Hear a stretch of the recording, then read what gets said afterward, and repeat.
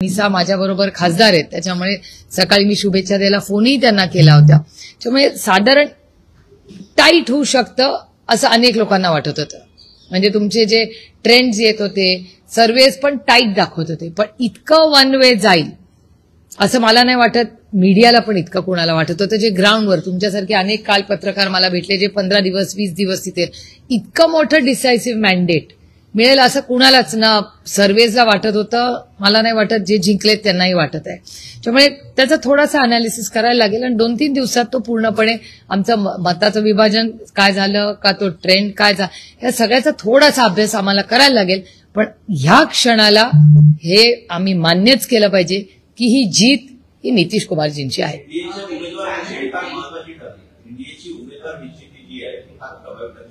हे बघा, एक कहावत आहे की success is many fathers and a failure is an orphan. त्याच्यामुळे अर्थातच मग आता एकदा जिंकल्यावर मग सगळंच योग्य आणि बरोबर असतं.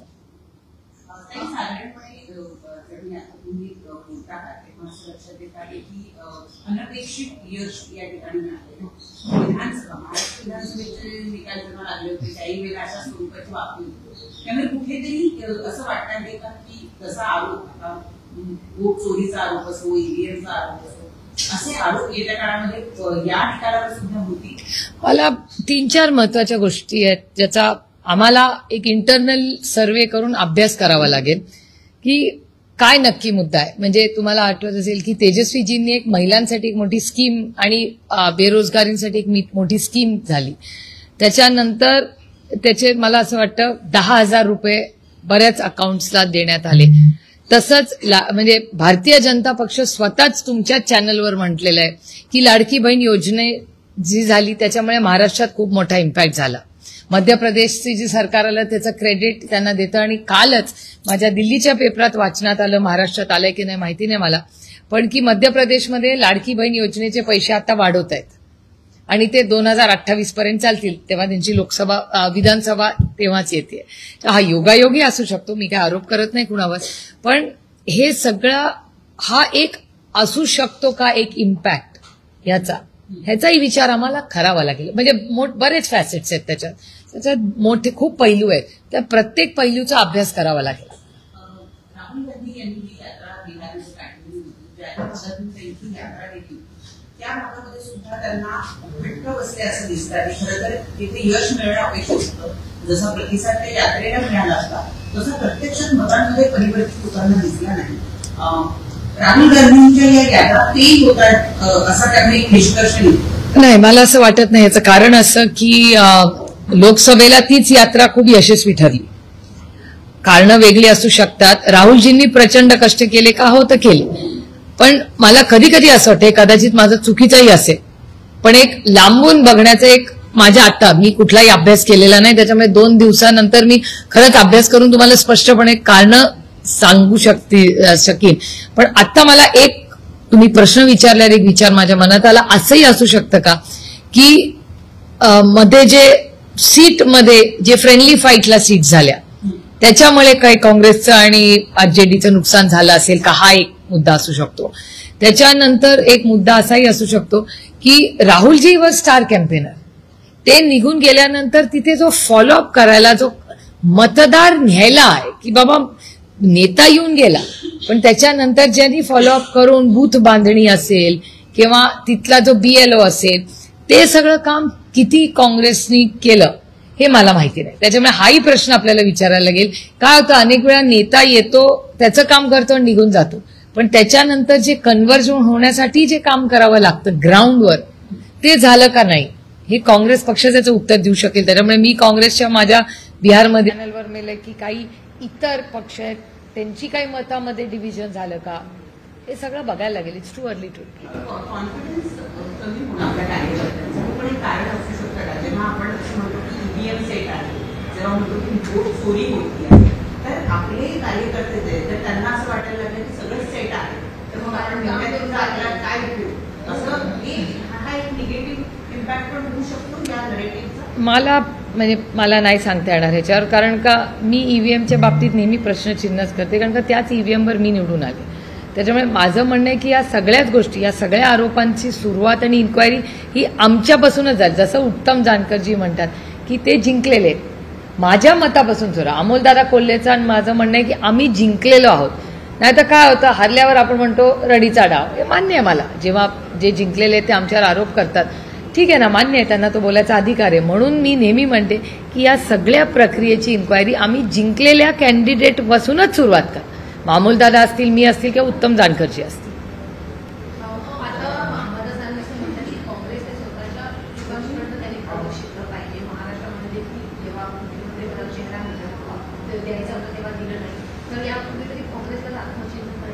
नाही, मला हे बघा, यशात आणि अपयशात दोन्हीमध्ये आत्मचिंतन, मी मगाशी म्हणलं तसं, यशाला खूप कारणं असतात. यशाला success is many fathers and failure is an orphan. त्याच्यामुळे अर्थातच कुठल्याही इलेक्शनमध्ये आपण हरल्यानंतर आत्मचिंतन करायचंच असतं. आम्हीही केलं. गेल्या 1 वर्षात नक्की काय झालं, काय कारणं आहेत, याचं आत्मचिंतन आम्ही मागच्या नोव्हेंबरला आमचाही रिझल्ट 1-2 दिवसांनी, किती 1 आठवड्यानीच होता. मनसेला सोबत न घेण्याच्या संदर्भामध्ये काँग्रेसचं असं काही नेत्यांचं असं म्हणणं होतं की मनसेला जर आपण एवढ्या लोक सोबत घेतलं तर बिहारच्या इलेक्शनवर परिणाम होईल.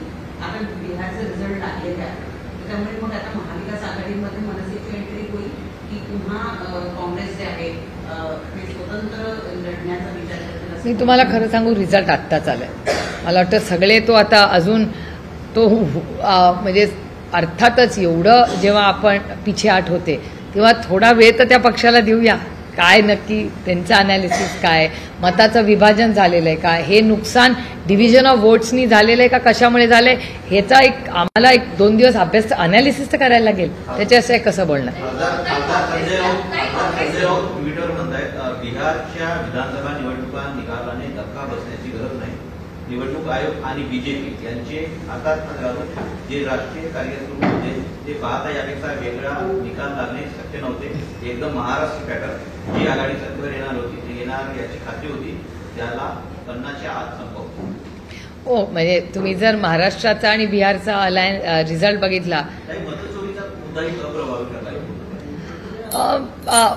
ते बघावं लागेल. म्हणून मी म्हणलं की ह्या सगळे जे विषय आहेत ना, हे 1-2 दिवसांनी हे इम्पल्सिव्हली, आता मी काहीच बोलण्यापेक्षा मी काँग्रेसशी अर्थातच सविस्तर चर्चा करीन, संध्याकाळी तेजस्वीजींशीही बोलीन, आणि 1-2 दिवसात प्रत्येक बूथला किंवा प्रत्येक विधानसभेत काय नक्की झालं, का डिव्हिजन झालं वोट्सचं, ह्याचाही आम्हाला अभ्यास करायला लागेल ना.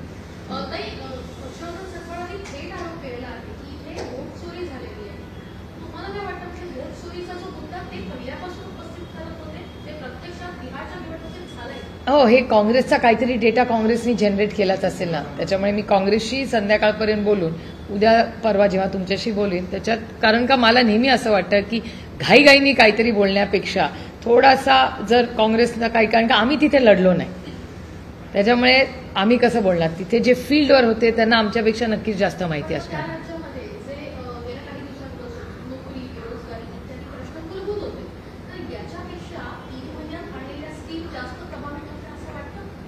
हो ना, त्याच्यामुळे मार्जिन्स किती आहेत, डिव्हिजन वोटचं काय झालंय, हा सगळा अनालिसिस केल्याशिवाय बोलणं संयुक्तिक राहणार नाही असं मला वाटतं. त्याच्यामुळे इट्स टू अर्ली. 1-2 दिवसानंतर बघूया.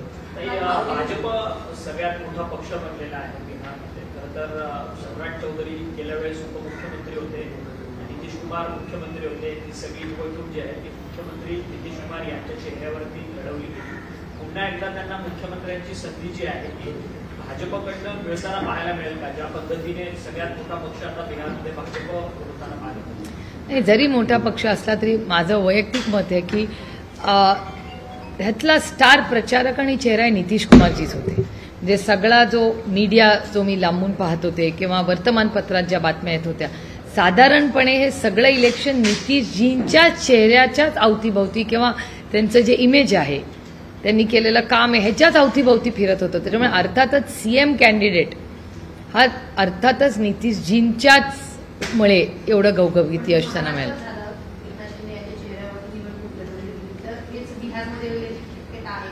मला वाटतं ती केस वेगळी होती, ही केस वेगळी आहे थोडीशी. म्हणजे सीट्सचं डिव्हिजन त्यांनी केलेलं, म्हणजे इथे गेले 20 वर्ष नितीशजी खासदार मुख्यमंत्री राहिलेले आहेत. त्याच्यामुळे प्रत्येक it's not one size fits all. काही कॉमनॅलिटीज डेफिनेटली आहेत, पण मला असं वाटतं हे एवढ्या घाईघाईनी बोलण्यापेक्षा थोडासा त्या रिझल्टचा अभ्यास करून आम्ही आत्मचिंतन केलं पाहिजे का, तर 2000% केलं पाहिजे. त्याच्यात काय माझं दुमत नाही.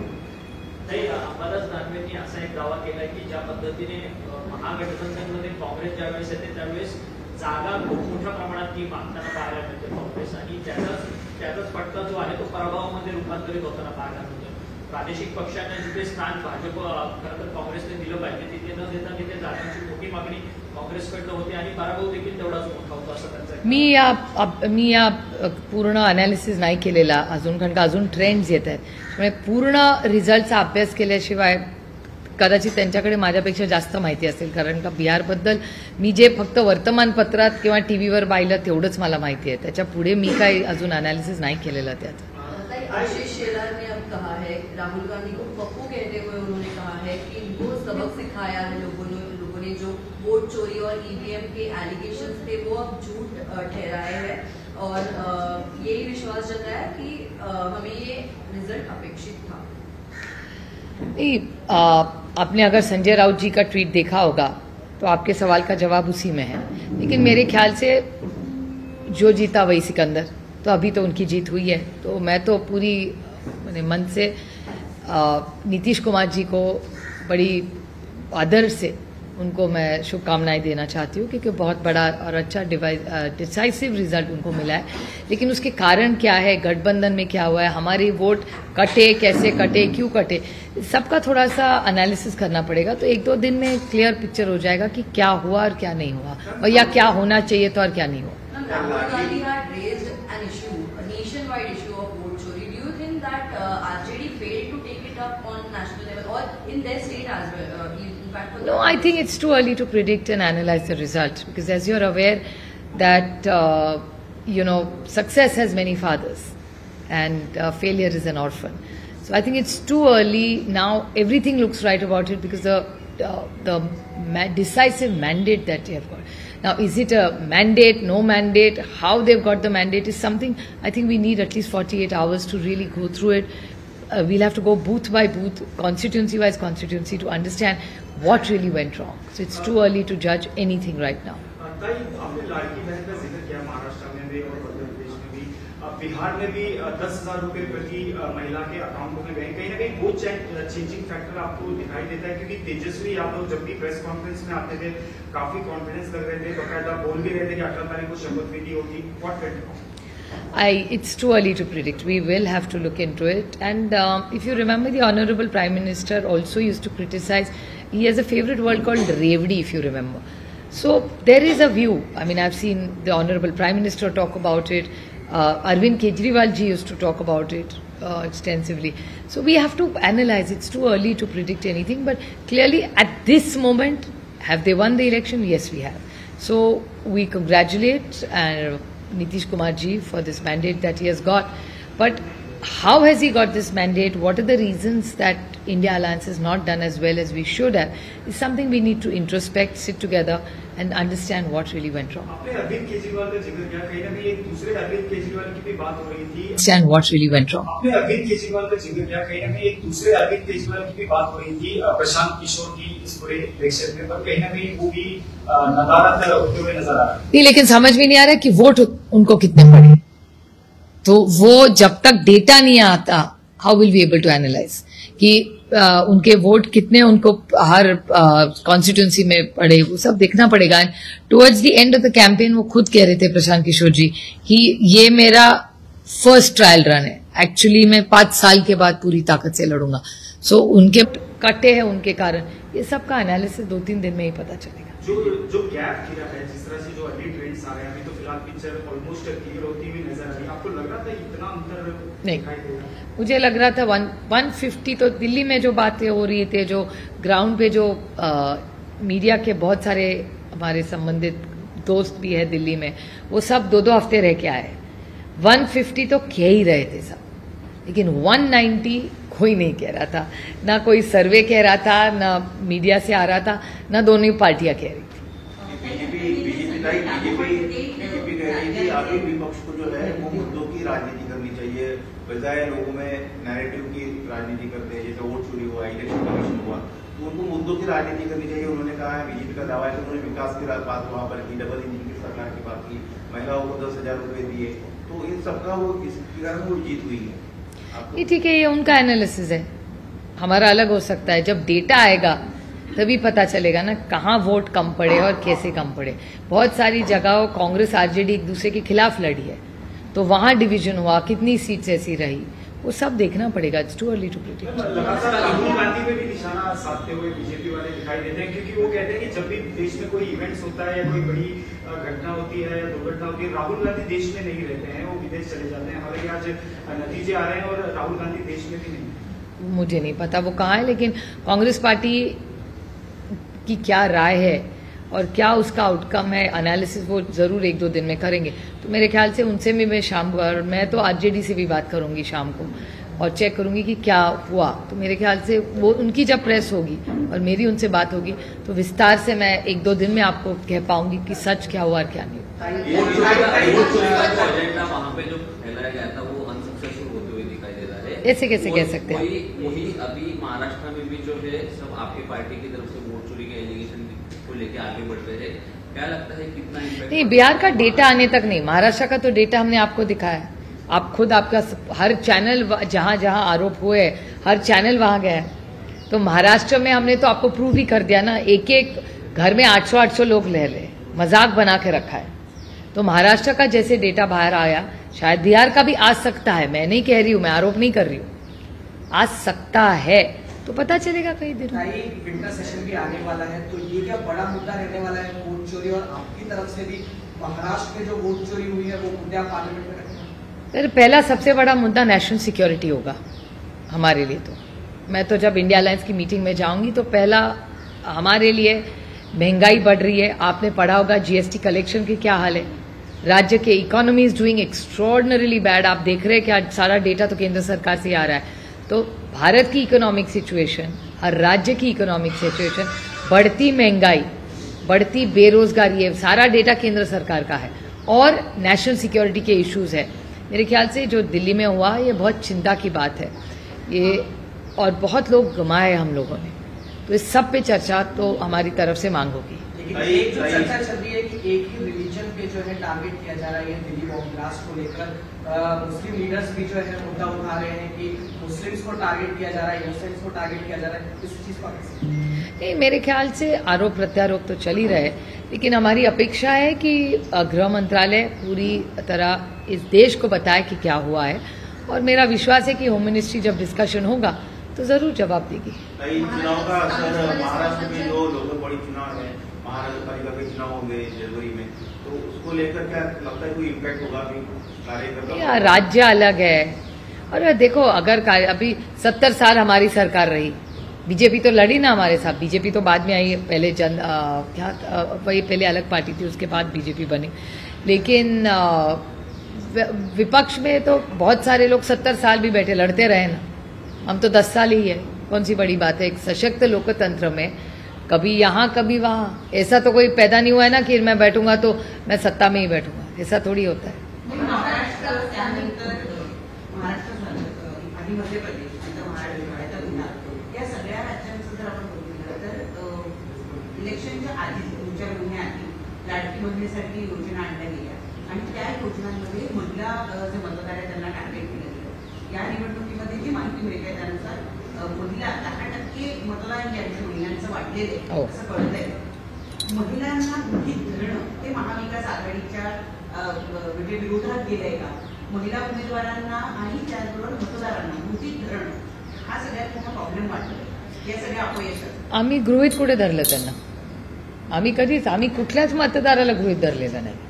मतदार हा राजा असतो, त्याच्यामुळे मतदार राजाच्या मनात काय, पण त्यातून महाराष्ट्राची केस थोडीशी वेगळी आहे। मी बिहारमध्ये आरोप का करत नाही, कारण का माझ्याकडे डेटा नाही आणि मी कधीच बिना डेटाचा आरोप करत नाही। पण महाराष्ट्राची केस, माझ्या स्वतःच्या मतदारसंघातले किती केसेस तुम्हाला दाखवू, आणि आत्ता तर मित्रपक्षही बोलत आहे, म्हणजे राष्ट्रवादी काँग्रेस पक्ष ज्याचं नेतृत्व अजित पवार करतात, किंवा शिंदे गट जो आहे शिवसेनेचा, या दोन्हीमध्ये जे मित्रपक्ष आहेत भारतीय जनता पक्षाचे, त्यांचेही लोक तुमच्याच चॅनलवर दाखवलेले आहे मला की त्यांचेही काही प्रश्न आहेत वोट चोरीबद्दल. त्याच्यामुळे जर मित्रपक्षही असं बोलायला लागले तर आम्ही विरोधात आहोत. आणि आम्ही जो वोट चोरीचा आरोप महाराष्ट्रात केला, मी महाराष्ट्रापुरतं सीमित बोलते, बिहारमध्ये काय झालं याचा अभ्यास नाही केला, त्याच्यामुळे मी आता ह्या क्षणी काही बोलू शकत नाही त्याच्यावर. पण महाराष्ट्राचा जो डेटा आलाय तो पारदर्शकपणे आम्ही तुमच्यासमोर मांडलाय. आणि तो मी तुमचे मनपूर्वक आभार मानते की जेव्हा जेव्हा आम्ही आरोप केले तुम्ही संध्याकाळी त्या जागे जाऊन त्याचा काय वास्तव आहे हे राज्याला दाखवलं. म्हणजे आत्तापर्यंत आम्ही जे जे आरोप महाराष्ट्रात केले त्याच्यातला एकही आरोप खोटा नाही ठरला. त्याच्यामुळे बिहारमध्ये काय झालंय ते पुढच्या 8 दिवसात, मला असं वाटतं 8-15 दिवसात तेजस्वीजींशी जेव्हा बोलू किंवा ते जेव्हा अनालिसिस करतील तेव्हा आपल्याला कळेल नक्की बिहारमध्ये काय झालं.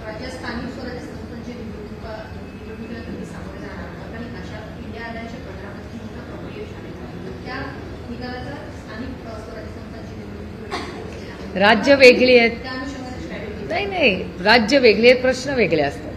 हे बिहारचं एका राज्याचं मोठं इलेक्शन आहे, हे जास्ती स्थानिक मुद्द्यांचं, गटर मीटर वॉटर हे असे मुद्दे असतात. त्यामुळे या आघाड्या वेगळ्या होत आहेत, प्रश्न वेगळे आहेत. हे लोकल इलेक्शन आहे, ते राज्याचं इलेक्शन आहे.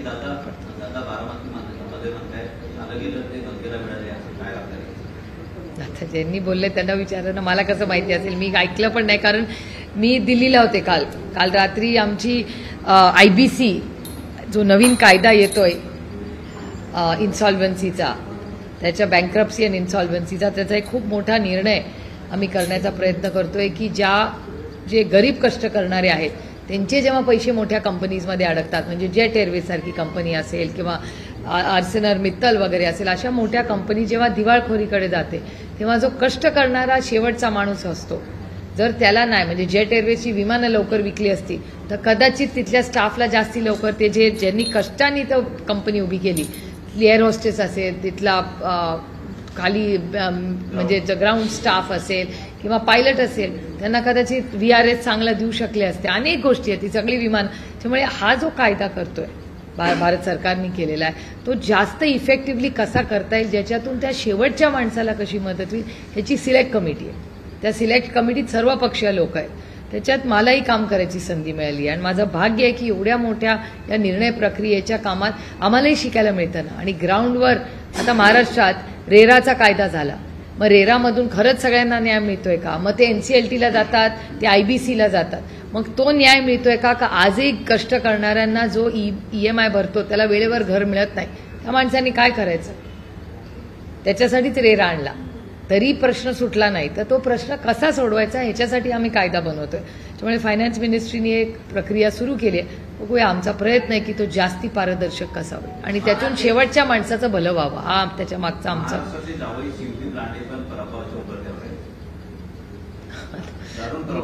मी प्रत्येक रिझल्ट नाही पाहिलेलाच, मोठा मोठा नंबर्स पाहतोय.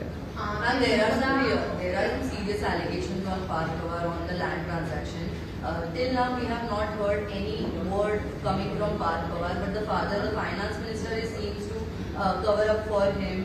Do you think that Parth should come ahead and speak for himself? There are some serious allegations. Well, that's something that they have to decide internally for them. And I think the Honorable Chief Minister has asked for an inquiry. So let us see what, I think it's a 30-day inquiry, probably 5 days out of that are over already. So I think let us see how it happens. And I expect, because it's about the credibility of the Chief Minister as well. So we are very hopeful that he'll be fair, because I believe, because the Honorable Prime Minister has always said in every speech in India that he has made, na khaunga na khane dunga, and he wants everything transparent. I mean, they keep talking about direct benefit. DBT is something that they go on and on about. So let's hope that whatever happens in the state is transparent and is above board, and let the truth come. I don't know what the truth is. So let the truth come out. Whatever the truth is, let it be truth, be told to the world. Ajit Pawar brought up his own irrigation scams issue. He said that every time there are elections, such kind of acts happen only to defame him. Do you think that this is one of such attempts? That question you'll have to ask the BJP, because the allegations against Mr. Ajit Pawar were made by the BJP. And it was led by the Honorable Chief Minister. So I think the most appropriate person to ask this question would be the Honorable Chief Minister, because he is better placed than me in answering this question, because he made the allegation, so he would know much better. He's probably a more domain expert on this than I. Parth Pawar यांच्यावरती मागील काही दिवसांपासून आरोप होतात. अजित पवार खरं तर मुख्यमंत्र्यांची भेट घेत आहेत, ते स्वतःही प्रेस कॉन्फरन्स करतात. मात्र जे स्वतः या प्रोसेसमध्ये सहभागी होते पार्थ पवार, ते मात्र कुठे आहेत किंवा ते त्यांनी एकही स्टेटमेंट किंवा त्यांच्या कंपनीकडे नजरही जाहीर झाले नाही. तर त्यांनी या विषयावरती बोलणं खरं तर त्यांच्याकडनं उत्तर अपेक्षित आहे, ते बोलताना दिसत नाही. त्यांनी बोललं पाहिजे. हा, तो एका सशक्त लोकशाहीमध्ये ते तुमचं मत आहे, त्यांचं काही वेगळं असू शकतं.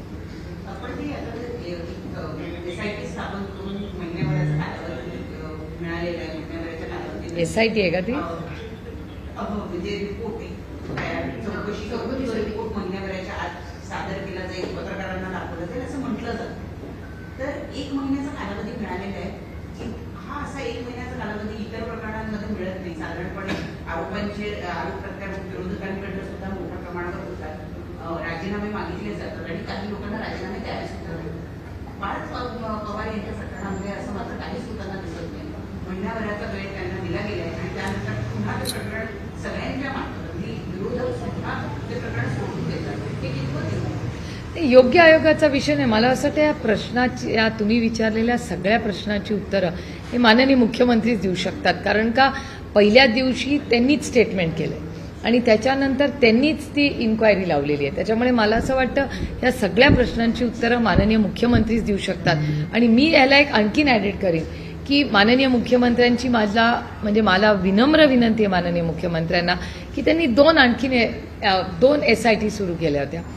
एक डॉक्टर मुंडेंसाठी, त्या महिलेची आत्महत्या झाली, खून झाला, मृत्यू झाला, महाराष्ट्राच्या लेकीचं एवढं खरं आहे, ते आपल्याला विसरून चालणार आहे. आणि ती SIT फुल फ्लेज SIT नाही आहे, त्यांनी फक्त लावली आहे ती, त्याचं पुढे काय झालं हा एक खूप गंभीर प्रश्न मला असं वाटतं गेल्या काही दिवसात मागे पडलेला आहे. त्याच्यामुळे माझी विनम्र विनंती आहे महाराष्ट्राच्या माननीय मुख्यमंत्र्यांना की डॉक्टर मुंडेंच्या केसचा तपास आणि हे फुल फ्लेज SIT तुम्ही कधी करणार हा प्रश्न एक आहे. आणि दुसरा प्रश्न की महादेव मुंडेंचा जो खून झाला त्याच्यावरती SIT स्थापन झाली, त्याला 3 महिने झाले. मी एक 10 दिवसापूर्वी बीडला गेले होते, तेव्हा त्यांच्या बायकोचं असं म्हणणं होतं की SIT स्थापन झाली पण आम्हाला काहीच माहिती नाही काय चाललंय.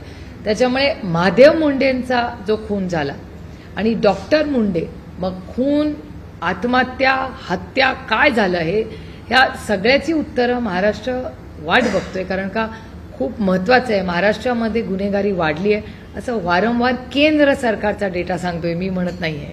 हा आरोप मी करत नाहीये, मी डेटा ड्रिव्हन सांगते माहिती तुम्हाला. त्यामुळे ह्या दोन्ही मुंडे केसेसचा, या दोन्ही बीडमध्ये महाराष्ट्राला अस्वस्थ करणाऱ्या आणि म्हणजे दुर्दैवी आहे या 2 केसेस ह्या महाराष्ट्रात झालेल्या आहेत, जे आपल्या संस्कृतीत ते बसतच नाही. त्याच्यामुळे माझी विनम्र विनंती आहे महाराष्ट्राच्या माननीय मुख्यमंत्र्यांना की या दोन्ही महादेव मुंडे आणि डॉक्टर मुंडे या दोन्ही केसेसमध्ये गांभीर्याने त्यांनी लक्ष घालावं आणि आम्ही आतुरतेने या दोन्ही कुटुंबाला न्याय मिळेल एवढा विश्वास माननीय मुख्यमंत्र्यांवर मी आज टाकते. आज श्रीनिवास पवार आणि शर्मिला पवारांचा मुलगा युगेंद्रचं लग्न आहे आणि कुलकर्णी कुटुंब जे देवेंद्रजींना अनेक वर्षेही ओळखतात, त्यामुळे कुलकर्णी आणि पवार कुटुंबाच्या वतीने मी माझ्या भावाबरोबर आणि व्याह्यांबरोबर आम्ही आमंत्रण करायला गेलो होतो. आता माझा भाऊ उद्धवजींकडे पण गेला, त्याच्यामुळे मी डिव्हिजन केलंय. फॅमिली मोठी असल्यामुळे उपयोग होतो त्याचा. काही पत्रिका घरी जाऊन द्यायच्या असतात, सगळे नातेवाईक जवळच्या लोकांना जाऊन आम्ही पत्रिका वाटतो. नहीं, मेरे भाई की बेटी की शादी है तो उसके लिए हम आमंत्रित करने के लिए गए थे. नहीं, कल जो एक्सीडेंट हुआ उसके बारे में national highway, Poona municipal corporation और जो पुणे के कमिश्नर है और कलेक्टर, उन सबसे मेरी विस्तार से बात हुई. कमिश्नर जी, PMC कमिश्नर और नेशनल हाईवे तीनों ने हमारा पूरा मॉनिटरिंग कल शाम तक चल रहा था. और वहाँ आपको याद होगा जहाँ एक्सीडेंट हुआ है वहाँ 1 साल पहले बहुत एक्सीडेंट्स हुआ करते थे.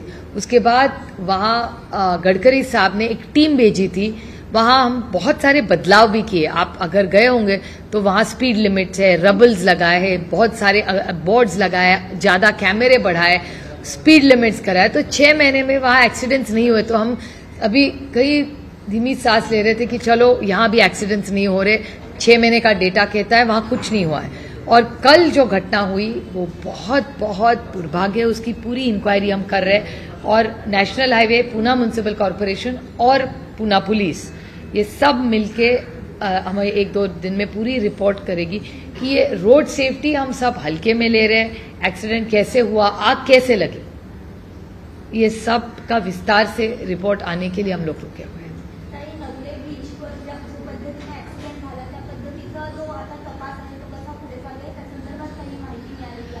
एक तर माझं स्वतःचं काल ऍक्सिडेंट झाल्यापासून रात्री उशिरापर्यंत महाराष्ट्रात पुण्याचे जे पीएमसी कमिशनर आहेत, तिथले जे पोलीस कमिशनर आहेत आणि नॅशनल हायवेची ती सगळी जी टीम आहे त्यांच्याबरोबर आम्ही सगळे कॉन्स्टंट कॉन्टॅक्टमध्ये होतो। सगळे आमचे सहकारी सगळ्याच पक्षाचे असतील, माणुसकीच्या नात्याने सगळी तिथले जे राजकीय कार्यकर्ते आपण त्यांना म्हणूया, सगळ्याच पक्षाचे ते तातडीने सगळे तिथे, सगळ्यांना मदत करण्याचा प्रयत्न हा प्रत्येकाने केलेला आहे माणुसकीच्या नात्याने। पण काल जे झालंय धक्कादायक झालंय आणि आम्ही जेव्हा नवले ब्रिजवर रेग्युलरली ऍक्सिडेंट्स होत होते तेव्हा मी माननीय गडकरी साहेबांना विनंती केली होती, त्यांचा एक एनजीओ आहे जे त्यांच्या नॅशनल हायवे डिपार्टमेंटबरोबर काम करतं, त्यांनी पाठवलंही होतं।